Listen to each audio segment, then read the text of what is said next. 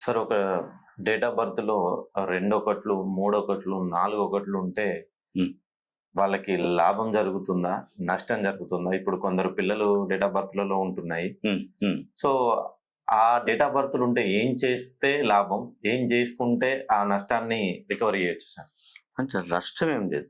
లాభం ఓకే. ఉండదు. అంటే కొన్ని రాశులకు నష్టం ఉంది. ఓకే. ఇప్పుడు ఒక డేట్ ఆఫ్ బర్త్ ఎవరిదైనా మీదైనా ఎవరిదైనా ఒకసారి పరిశీలించుకోండి. ఓకే. చూసుకుంటే ఎక్కువగా ఏ నంబర్‌లు మీ డేట్ ఆఫ్ బర్త్‌ని డామినేట్ చేస్తున్నాయి. హ్మ్. ఒక డేట్ ఆఫ్ బర్త్ ఫుల్‌గా 2, 3, 1999, 94 ఏదో ఒకటి. ఓకే. ఓకే. ఎక్కువగా రిపీటెడ్‌గా వచ్చినటువంటి నంబర్స్ ఏమున్నాయో చూసుకోండి. ఓకే. పలానా అతనికి పలానా అది చంద్రునికి సంబంధించిన రెండో నంబర్ ఉందనుకోండి. హ్మ్. వాళ్ళ డేట్ ఆఫ్ బర్త్‌లో మల్టీ టైమ్స్ ఎక్కువ టైమ్‌ను రిపీటెడ్‌గా వస్తుంది. 2వ తారీఖున పుట్టాడు, రెండో నెలలో పుట్టాడు, 1992 పుట్టాడు. అవును. అంటే 3, 2 ఉన్నాయి. Yes sir. ఆయనకేంటంటే చంద్రబలం ఎక్కువగా ఉంటది. ఓకే. అప్పుడు చంద్రుని యొక్క లక్షణాలొస్తాయి అబ్బాయికి. హ్మ్. చంద్రుడు ఎట్లా మనస్తత్వకారకుడు. ఓకే. 15 రోజులు క్షీణిస్తాడు, 15 రోజులు వృద్ధి చెందుతాడు. ఓకే. మీకు చంద్రుడు ఇలా అవ్వడానికి కారణం కూడా ఉంది. అంటే 15 రోజులు ఎందుకు వృద్ధి చెందాలి? 15 రోజులు ఎందుకు దానికి సెపరేట్ కారణం ఉంది ఉంటుంది. కంపల్సరీ. ఎందుకంటే చంద్రుడికి 27 మంది భార్యలు. ఓకే. చంద్రుడికి. హ్మ్. దక్షుడి కుమార్తెలు వీళ్ళంతా. 27 మంది భార్యలు చంద్రుడికి, దక్షిణ కుమార్తెలు. హ్మ్.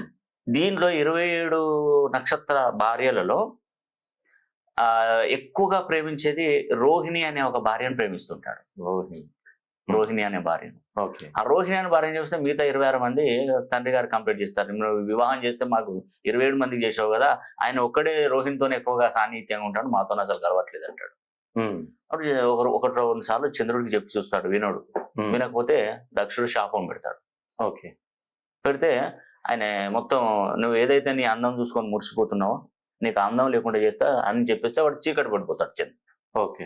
ఇక్కడికెళ్ళి హఠావుటిన భయపడుతూ చంద్రుడు ఏం చేస్తాడంటే విష్ణుమూర్తి దగ్గరికెళ్ళి, "విష్ణుమూర్తి అయ్యా ఇట్లా నన్ను శపించాడు మా మామగారు. హ్మ్. ఏం చేయాలంటే నా చేతిలో పని లేదు. ముల్లోకాలధిపతియైనటువంటి శివుని దగ్గరికి పోతాను. నీ పని పూర్తయితది. పో వెళ్ళు అక్కడికి" అంటాడు. హ్మ్.